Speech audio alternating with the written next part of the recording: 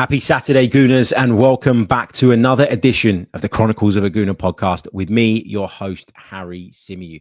We've got a fair bit to get into today. We're going to be talking strikers, as has been the theme for most of the summer, and we're going to address the elephant in the room as well, after Thomas Partey was charged yesterday. So we'll get into that as much as we can, and of course, we're going to talk strikers for the bulk of the show.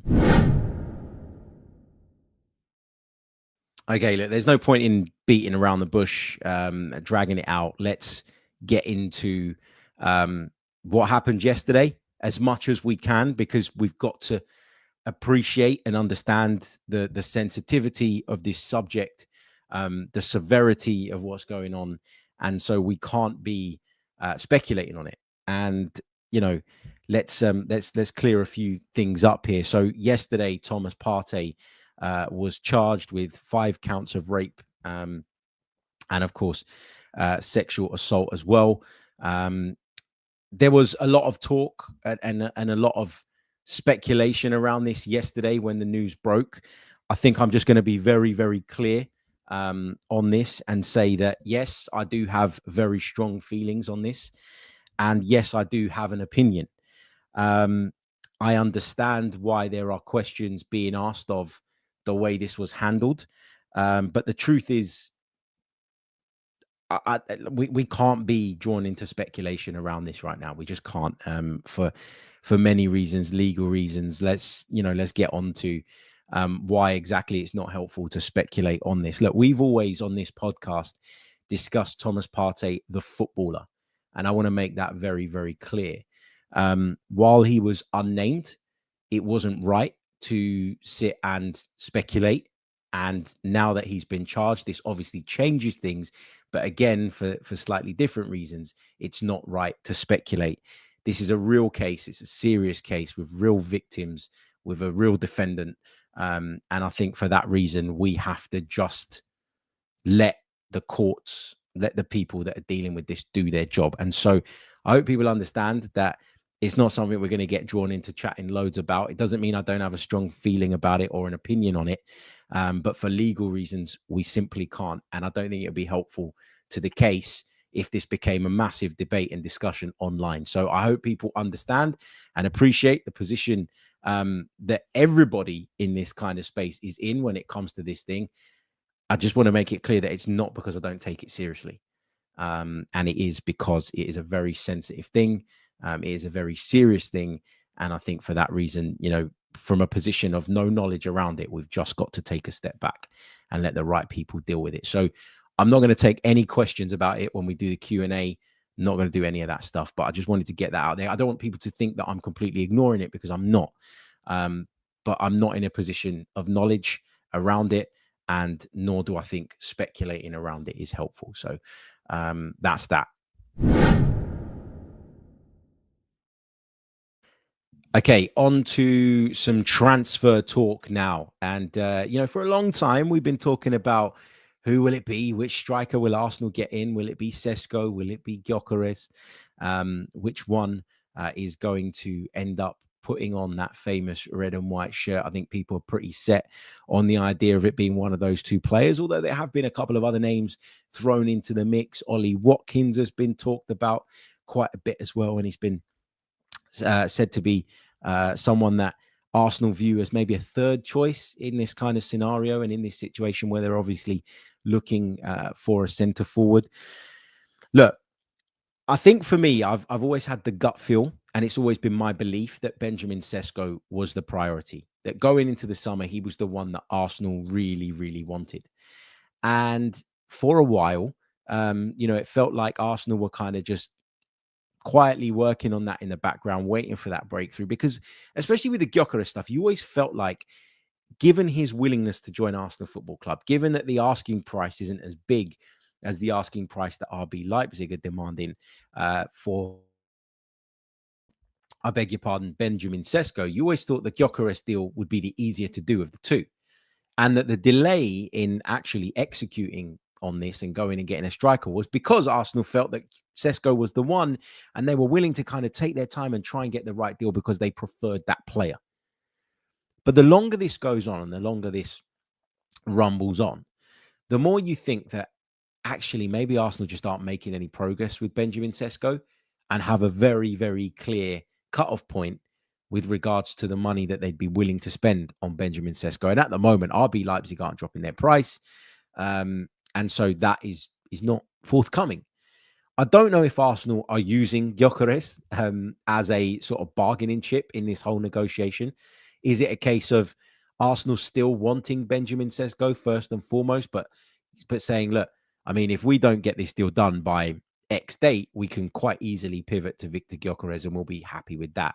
And then does that lead to the player, Benjamin Sesko in this case, then applying pressure from his side onto RB Leipzig, trying desperately to get them to let him go, to lower their demand so that the deal can materialize? It's all a bit of a game of poker at the moment. We don't really know the ins and outs of it. But the reason we're talking Gyökeres predominantly today, and the reason we're focusing on him, is because once again, yesterday we read some reports to the effect of Gyökeres is the one. You know, Arsenal are where they are, but they're poised now to move for Viktor Gyökeres. You know, they claim that Gyökeres has had, and this is the Portuguese outlet Record, they claim that Gyökeres has turned down offers from the Saudi giants Al Qadsiya and Al Hilal. He has his sights set on a move to England, and Arsenal is the preference. And that's been consistent in terms of that narrative that for Gyökeres, Arsenal's the club he wants to be at. Apparently, Gyökeres has emerged as the likelier target. We heard from Sami Mokbel the other day that the club have made some headway in the pursuit of Gyökeres in recent days. He has the backing of sporting director Andrea Berta, who believes that he could come in and make an instant impact. So, you know, the sporting director seems as though he's behind the idea of this signing, which is obviously helpful. Arsenal reportedly willing to offer £60 million, including add-ons for the Sweden international, but Sporting are adamant that he won't be sold for less than £69 million. So it sounds like there's about a £9 million difference between the two clubs. Is that a gap that can be bridged? I think it probably is.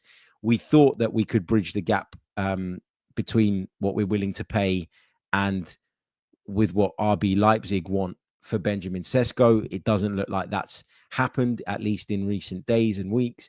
And so it looks like Arsenal might well be turning their attention to Viktor Gyökeres. And I don't see this as a bad thing. I think, you know, a lot of us at the beginning of the window, when we were talking a lot about the two, did slightly lean towards Viktor Gyökeres. That's not to say people were looking at Benjamin Sesko and saying he's a terrible signing or he wouldn't have any impact whatsoever. But I think I've been consistent on this. While I think Sesko's got that potential, the headroom, the room to grow, all the rest of it, I've always felt that Viktor Gyökeres is in the position to come and help us now, today. And I don't think we'd have to wait as long for that adaptation. He's played in English football before. He understands the ins and outs of it.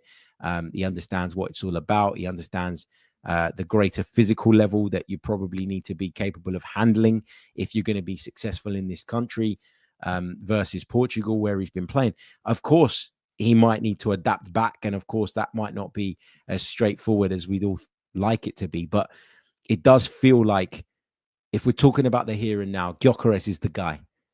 And so, you know, I understand that because of his age and because of other situations, we probably wouldn't be as willing to pay as much because it wouldn't be seen as such a long-term investment.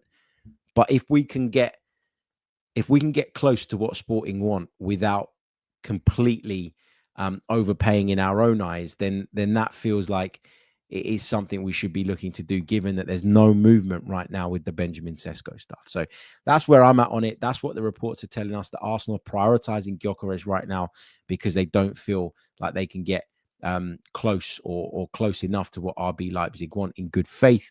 And that if they did do that, in Arsenal's view, they'd be overpaying. So there'll be people out there going, Sesko's the one and Arsenal should overpay and all the rest of it. I am going to be a hypocrite if I start going down that path now in terms of my analysis, because for a long time I've said if I could pick one, I'd probably just about, not by much, but I'd just about go with Viktor Gyökeres. So I'd be quite pleased, I have to say, if that was to happen and if that deal was to materialize. Okay, short pause. When we come back, we'll jump straight into Q&A. Let's do it. Okay, let's take some of your questions and some of your thoughts from the live chat. If you haven't done so already, leave a like on the video, subscribe to the channel if you're brand new as well. All of that amazing stuff really, really does help. If you haven't left us a review and you're a regular audio listener, will you play that? Get involved, leave us a review. All of that stuff really, really does help. And just to bring to your attention, we do have a new scouting video out on our Patreon page. You can find a link to it in the description below. We had a good old chat about Eberechi Eze with some video footage as well. So go over and check that out. That is available to Patreons now, but that's not the only one that you will find there. If you go over to our Patreon page, patreon.com/The Chronicles of a Gooner podcast, you will find scouting videos on the following: Viktor Gyökeres, who we've just been discussing, Benjamin Sesko, Martin Zubimendi, Christian Norgard, and of course, Eberechi Eze. So yeah, go over and have a peek. Okay, let's take some of your questions and thoughts then from the live chat, shall we? Let's see what you guys are saying. I'm just scrolling through. If you've put a question in already and I've gone past it in the chat, then please drop it in again. Okay, so Paul James says RB Leipzig could be left with a player who wants to leave and ends up being sold for less. Then what's now being offered by Arsenal seems really poor at their end. I don't understand why they're digging their heels in so much. Like, there are certain players for whom you can, be really kind of fussy in terms of your price. There are players that have got the track record that means that there will always be interest. I mean, Benjamin Sesko has been talked about for a little while, but how many other clubs have actually engaged in talks for him? I think RB Leipzig's situation, not being in the Champions League, they could really do with those funds.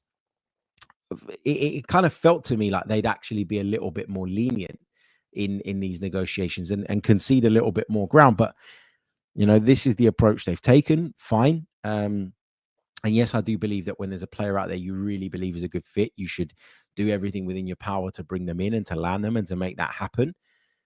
But at the same time, you don't want to have your pants pulled down. You don't want to overpay. And I think what this really highlights the fact that, according to these reports, and they are just reports, by the way, that Arsenal have, made headway with Gyökeres and that Gyökeres is now the priority.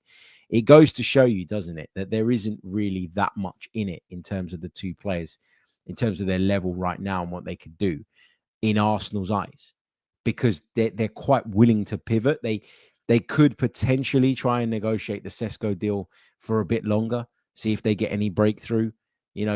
I know people are up in arms about the fact that we haven't got a striker in yet, but I don't think Arsenal will be as panicked as certain sections of the fan base when it comes to that. So, if Arsenal really did feel that Sesko was miles ahead of Viktor Gyökeres and a much better fit for the project and for us moving forward, they could still try and do that deal. And I wouldn't rule that out. But at the same time, if all the noises are Gyökeres related, it sounds like Arsenal were actually, in this case, quite okay and quite happy to just pivot the other way, because obviously they feel that Gyökeres can also bring a lot to the table. Let's continue through the live chat box. RAFC says, what have you seen with Sesko to think he's got this great potential? And Jid says, Sesko is not potential. Stop with this narrative you're trying to spin, Harry. Well, if he's not potential, if it's not potential first and foremost that Arsenal are after or are attracted by, I should say, when it comes to Benjamin Sesko, what is it? Because his goal return ain't great. His goal return is not very good. So what is it if it's not about that ability that we might have to be able to mold him into what we want him to be, which therefore means that we'd be banking on his potential more than anything? I'll flip the question back on you. What is it about Benjamin Sesko then, if it's not anything to do with potential, and if potential doesn't even play a part in this conversation and discussion, what is it about Benjamin Sesko that makes him worth 80 to 100 million euros, which is what RB Leipzig are looking for? Arsenal Avenger. Yes, it's true.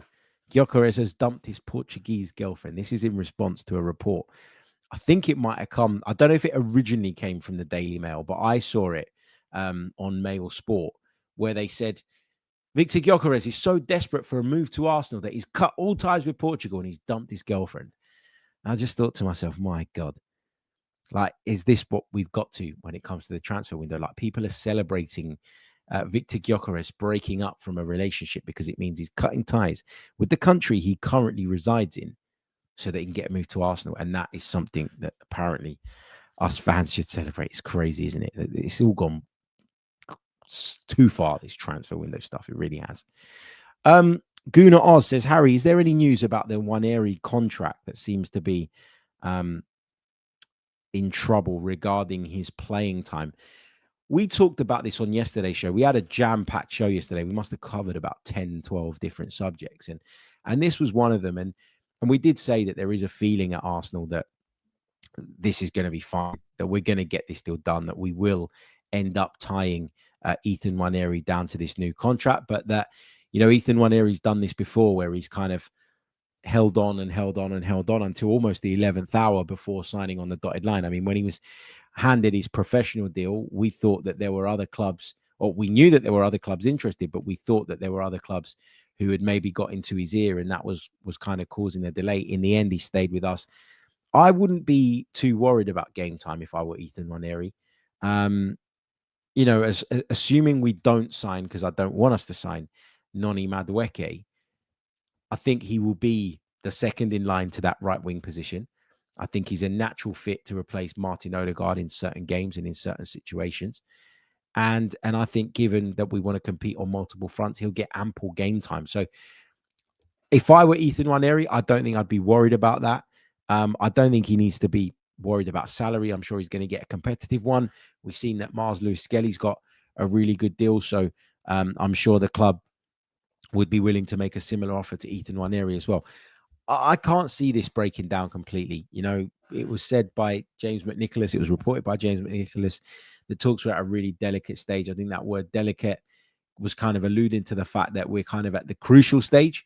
And I think the fact that the word delicate was used, and it's no fault of James's, you can't anticipate or you can't always control how people take your word. But the fact that the word delicate was used, I think, makes people think that it's going to fall apart. That's not what I'm hearing. And I'd be shocked. I'd be shocked if Arsenal didn't get a deal done for Ethan Nwaneri. So, no issues there for me. Paul James says, I'd prefer Sesko over Gyökeres, but if Chris Wood can score 20 plus goals in the EPL, why shouldn't Gyökeres in a better team? Well, he can. He can. I think as well, when it comes to Chris Wood, like, he's often the one that's held up as the example because he's a player that isn't very fancied and a player that perhaps isn't as glamorous or doesn't necessarily have that kind of superstar vibe about him, but he's incredibly effective and has been for a long time. And rather than sort of looking at what Chris Wood's doing and going, well, if Chris Wood can do it, then anyone could do it, we should probably be praising Chris Wood for managing to stay as effective as he has and managing to really kind of make the difference in the Premier League. And he played a massive part in Nottingham Forest's rise, which has been quite incredible. Just on the Gyökeres thing, I know a lot of people keep highlighting his age. Buster says, can't say that age is an issue when we're also looking at Eze, who's the same age. Look, I think when you talk about ages, you look at the squad on the whole. I think that's the way to do it. And we've got a lot of young players. We've got a lot of players that are in the 24, 25, going on to 26 bracket, which is a really good bracket to be in. If we have to bring in a few 27, 28-year-olds, even 29-year-olds to get us over the line, I'm perfectly okay with that. I'm perfectly fine with that. So, yeah, I'm perfectly fine with that. Because we've got to that stage where we need to win tomorrow, not the day after or the day after that. And I think people recognize that and acknowledge that. And I think Arsenal do too. Flashlight Junkie says, Harry, do you think Gyökeres versus Sesko is a Berta versus Arteta issue, as in they don't have the same preference? They might not have the same preference, but it doesn't mean they can't come to a general consensus, right? So, for example, if I'm Mikel Arteta and I walk in the room and I say, I want Benjamin Sesko, and Andrea Berta says, I want Viktor Gyökeres. I think if I'm Mikel Arteta and I'm told that, look, Sesko is not financially viable anymore because RB Leipzig are demanding 80 to 100 million. And if the manager is kept in the loop and understands exactly what's going on and exactly why the club have to pivot in this direction, I think you can accept it and you can tolerate it. And then you can start to look into Gyökeres a little bit more and you can be convinced and you can change your mind. People are allowed in this world to change their minds. But I think that I talked about it months ago and I probably was a little bit guilty of making maybe too much of the whole Berta versus Arteta thing. And actually, that was probably quite hypocritical of me because prior to Berta's arrival, I kept saying that the guy that comes in needs to be someone that can challenge Arteta as well as enable him and aid him and help him. It needs to be someone strong enough to challenge him as well. And Andrea Berta, I think, is that. Anthony says, Harry, you got it all wrong from what Tom Canton said. RB Leipzig are digging in their heels and he won't force a move. It's that simple. I mean, that's pretty much what I said, isn't it? That it's RB Leipzig that are causing the problem. But we also don't seem to be getting which backs up what Tom was saying, if that's what he was saying. We don't seem to be getting any vibe from Benjamin Sesko that, you know what, I want to make this happen. Unlike Gyökeres, who seems to really want to come. And I do place some value on that, I do. I'm not saying that that's what your decision should be solely based on, but when you've got one player who seemingly is quite happy to stay at his current club if the valuation is not met and is very quiet about it. And I know some people would argue that's him being professional and that's the way it should be, versus a player that's desperately trying to get his move to your club. You kind of need to, you kind of need to give some respect, I think, to the player that wants that move and is really desperate for it. Junior Gunner says, announcing the Zubi stuff with the club not looking to make a statement about Partey, whilst granted is no longer our player, is really bad PR. Look, that's an opinion, and I think the Zubimendi stuff, from what I heard, and I never confirmed this with anyone at the club, to be clear, but it sounds like and looks like from sort of reading a few reports that we were planning to do that, obviously, on the day that Diogo Jota sadly passed away along with his brother. And that just didn't feel right, did it? So I beg your pardon, Arsenal were right not to do that. Obviously, with yesterday's news, you're not going to announce Zubimendi's arrival, are you? So we might have to wait a little bit longer for that. But again, I don't know that. Arsenal Avenger says, any news on the Saliba and Saka contracts? It's gone quiet. Not that I'm aware of. The last kind of update we had on that was that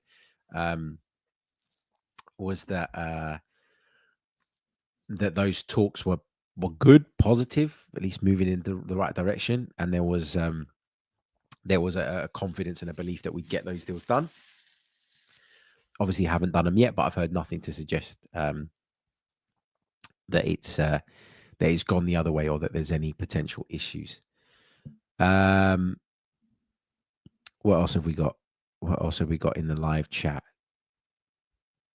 Just scrolling through. While I'm doing that, if you wouldn't mind leaving a like on the video, I'd very, very much appreciate it. Subscribe to the channel if you're new as well. That really, really does help. And if you're listening to us on audio, don't forget to leave us a review, as that really, really does help.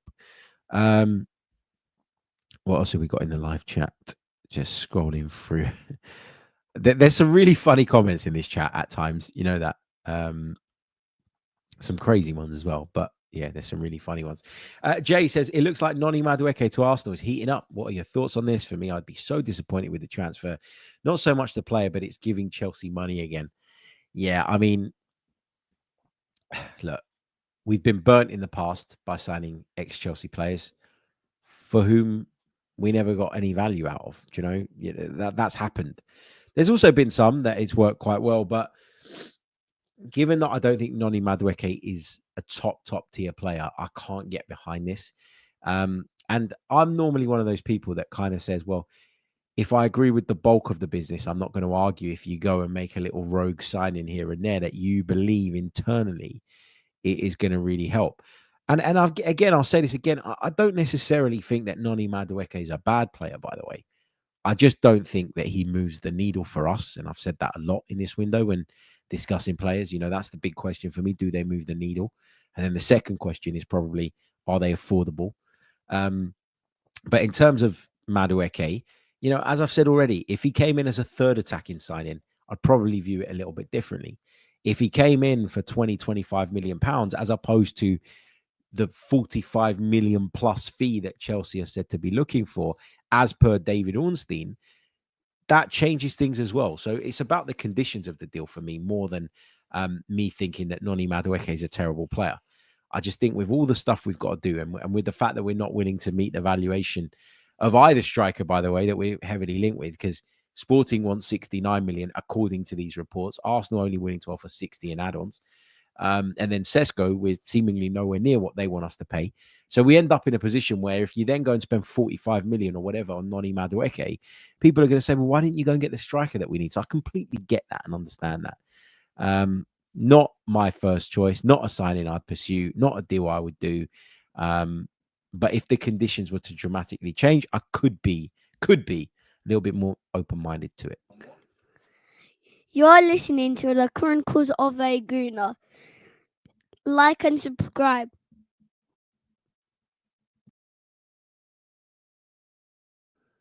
You heard the man. You're listening to the Chronicles of a Gooner podcast with me, Harry Symeou. Like and subscribe. There's a few questions about Eberechi Eze. What's the latest on that? What's the latest on that? I don't know. We know that Arsenal made contact with his representatives. We know that, according to Fabrizio Romano, there was some contact with Crystal Palace. And that's all we know. Will this accelerate? Will this develop over the coming weeks? I hope so, because I really like Ebere Eze, and I think that would be a really fantastic bit of business. But I can't tell you I know. I know for sure what the latest is on that. Flashlight Junkie says, Harry, as an experienced father, how do you discipline? This is a very different question. A 14-month-old who keeps biting, scratching, and making mayhem in the house. Honestly, mate, I couldn't give you the answer to that. I've got 2 kids, third on the way. And my 2 kids couldn't be more different in terms of the way they acted at sort of the age of 3 or 4. Like, one of them's beyond that now. One of them's going to be 7 in January. And my little girl, she's going to be 4 in September. But if I think to like the 3 or 4 age, because I can only judge my daughter up to that, they are completely different, worlds apart in the way that they are, their characters and all the rest of it. And so I just think every kid's different, man. But I can tell you from experience that biting, scratching, and causing mayhem in the house is just normal. It's not anything to worry about. It really isn't. It's a phase, probably. Let's scroll through and see what else you got. I'm going to take 1 or 2 more, I think, before I sign out for the day. Lots of questions about Edu. I mean, Edu was on gardening leave for a long time. That's why you wouldn't have seen much with regards to the job that he's currently doing. I think he must have started that job by now, but he was on gardening leave for a long period of time. Arsenal content. Is the JVC shirt in the background for sale? It's not, mate. It's not. It's one of my favorites. That's why I got it on display. Jacob says, big congratulations, Harry, on the 3rd child on the way. Thank you very much. Thank you very much. And thank you for all the kind words about the kids as well. Really appreciate that. What else have we got?